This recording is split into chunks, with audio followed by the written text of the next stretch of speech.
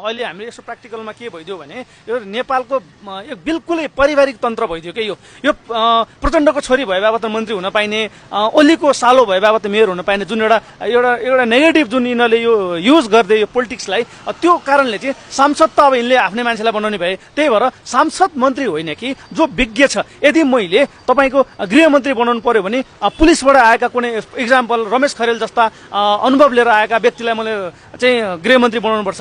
यदि मैले कुनै उड्डयन मन्त्री बनाउनु पर्यो भने अथवा नागरिक उड्डयनका कोही हाकिम बनाउनु पर्यो भने मैले चाहिँ त्यो मन्त्रीको लागि चाहिँ त्यहीँबाट अनुभव बटालेका विजय लामा जस्तो व्यक्ति छान्नुपर्छ, न कि सांसद। त्यो भनेको तपाईँको एउटा कस्तो हो भने टेक्निकल पोजिसन हो। संसद इज नट टेक्निकल पोजिसन के। यहाँ अलिकति के मिसअन्डरस्ट्यान्डिङ के भइदियो भने अहिले बालेन इन्जिनियरले जिता देखेर इन्जिनियरहरू वारेर आइदिनु भएको छ।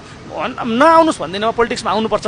तर यो हाम्रो संसदीय पोजिसन भनेको is a not political position, sorry not technical position के यो। त्यही भएर टेक्निकल पोजिसन चाहिँ मन्त्री हो। मन्त्री चाहिँ टेक्निकल मान्छेहरूलाई बनाइनुपर्छ। सांसद चाहिँ पोलिटिकल हो, यसले पोलिसी मेकिङ गर्ने हो। त्यसको लागि चाहिँ पोलिसी मेकर अलग हुनु पर्यो र काम गर्ने टेक्निकल पोजिसनको लागि चाहिँ टेक्निकल पर्सनहरू नै हुनुपर्छ भनेर मैले त्यो भने मैले चाहिँ